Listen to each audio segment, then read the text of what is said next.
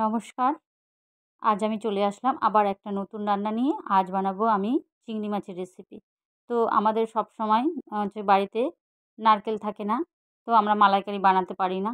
তো চিংড়ি মাছের এইরকম একটা রেসিপি সবাই একবার বানিয়ে খেয়ে দেখুন, দুর্দান্ত খেতে হয়। তো প্রথমে আমি নুন, হলুদ মাখিয়ে চিংড়ি মাছগুলো ভালো করে আমি এখানে আমি 500 গ্রাম চিংড়ি মাছ নিয়েছি। নিয়ে আগে চিংড়ি মাছগুলো আমি একটু বড় সাইজের চিংড়ি মাছ, মানে খুব বড় নয়, মাঝারি সাইজের। তো কড়াতে সর্ষের তেল গরম করে আমি মাছগুলো ছেড়ে দিয়েছি।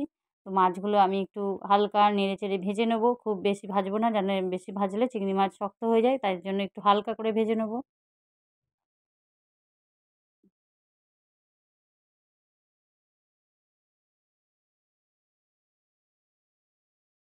আমার এই রান্নার রেসিপিগুলো যদি ভালো লাগে আপনাদের, তাহলে একটা ছোট্ট সাবস্ক্রাইব করে পাশে থাকা বেল আইকনটা অন করে রাখবেন, যাতে আমি আমার ঘরোয়া রান্নাগুলো যখনই দিই আপনাদের কাছে পৌঁছে যাবে। তো চিংড়ি মাছগুলো আমি ভেজে তুলে নিচ্ছি।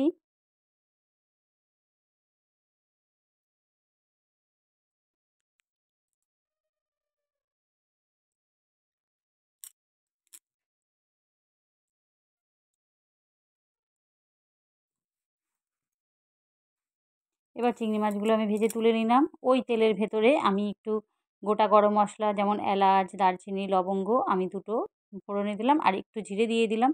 আর খুব কম উপকরণে আমি এই চিংড়ি মাছের রেসিপিটা বানাচ্ছি। সবসময় আমাদের বাড়িতে নারকেল থাকে না, তো এইরকম একটা রেসিপি একবার বানিয়ে সবাই খেয়ে দেখবেন, খুব সুন্দর খেতে লাগে। তো প্রথমে আমি একটা বড় সাইজের পেঁয়াজ আর রসুন নিয়েছিলাম 1 চামচ। তো ওই বাটা পেঁয়াজ বাটা আর রসুন বাটাটা আমি একসঙ্গে দিয়ে দিলাম, দিয়ে ভালো করে কষিয়ে নেব। যেহেতু আমি চিংড়ি মাছ ভেজে নিয়েছিলাম, দেখতে পাচ্ছেন আমি এখনও কিন্তু হলুদ লঙ্কা কিছুই দিইনি, তাতেই কি সুন্দর একটা কালার এসছে। তো পেঁয়াজ আর রসুন যখন একটু ভাজা হয়ে যাবে, তখন আমি এই বাটা ভাজা হয়ে যাবে, তখন আমি একটু 1 চামচ আদা বাটা দিয়ে দিলাম। আদা বাটাটাও ভালো করে কষিয়ে নিতে হবে। আদা বাটাটা কষিয়ে নেওয়ার পরে আমি 3টে চেরা কাঁচা লঙ্কা দিয়ে দিয়েছি এতে। তারপর 1 চামচ, ছোটো চামচের 1 চামচ আমি হলুদ গুঁড়ো দিয়ে দিয়েছি এতে। দিয়ে ভালো থেকে মশলাটাকে ভালো করে কষিয়ে নিতে হবে। এবার 1 চামচ ঝাল লঙ্কার গুঁড়ো, 1 চামচ জিরে গুঁড়ো, 1 চামচ কাশ্মীরি লঙ্কার গুঁড়ো আমি এতে দিয়ে দিলাম। দিয়ে ভালো করে মশলাটাকে আগে কষিয়ে নেব। মশলাটাকে ভালো করে কষিয়ে নিতে হবে, যাতে পেঁয়াজ, আদা, রসুন এইগুলোর গন্ধ না ছাড়ে। খুব ভালো করে মশলাটাকে আগে কষিয়ে নিতে হবে।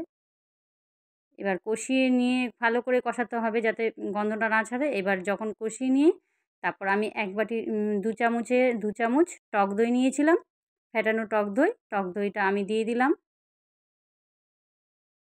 দিয়ে এই টক দইটাও ভালো করে আমি মিশিয়ে নেব। ভালো করে মেশাতে হবে।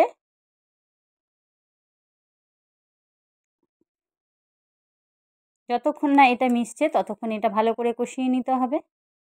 কেন, টক দইয়েরও একটা গন্ধ আছে, সেই গন্ধটা যতক্ষণ না একটু মশলাটার কষে ততক্ষণ কষতে হবে। একটু তেল ছেড়ে বেরিয়ে আসলে তখন এতে একটু 1 কাপের মতো জল দিয়ে দিতে হবে। চিংড়ি মাছগুলো তো আমি ভেজেই নিয়েছিলাম। একটা বড় কাপের 1 কাপ জল দিয়ে দিয়েছি আমি।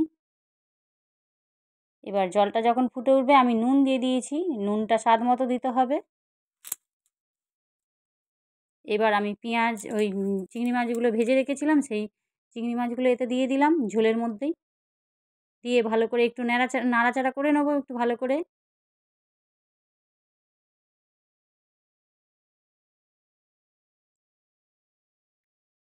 আমার এই রান্নার রেসিপিগুলো যদি ভালো লাগে আপনাদের, তাহলে আমাকে একটা ছোট্ট সাবস্ক্রাইব করে পাশে থাকা বেল আইকনটা অন করে রাখবেন, যাতে আমি আমার ঘরোয়া রান্নাগুলো যখনই দিই আপনাদের কাছে পৌঁছে যাবে সর্বপ্রথম।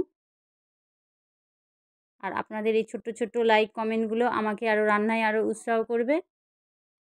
যদি আমার ভিডিওটা কোনো অংশ ভালো থাকে, আমার এই রান্নার রেসিপিটা যদি আপনাদের ভালো লেগে থাকে, তাহলে লাইক করবেন, প্রিয়জনদের সাথে শেয়ার করবেন। আর এইভাবে একবার বানিয়ে সবাই খেয়ে দেখবেন, কেমন খেতে লাগে আমাকে কমেন্টে করে জানাবেন। তো আমার রেডি হয়ে গেল। উপর থেকে আমি ধনেপাতা কুচি দিয়ে দিয়েছিলাম। আর সাজানোর সময় আমি একটু ধনেপাতা কুচি দিলাম। দেখতে খুব সুন্দর হয়েছে দেখুন বন্ধুরা।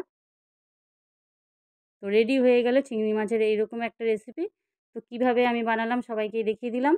তো আপনারাও বাড়িতে বানিয়ে এরকমভাবে খেয়ে দেখবেন, দুর্দান্ত খেতে হয়। নমস্কার বন্ধুরা, আমার এই রেসিপিটা দেখার জন্য অসংখ্য ধন্যবাদ সবাইকে। টাটা।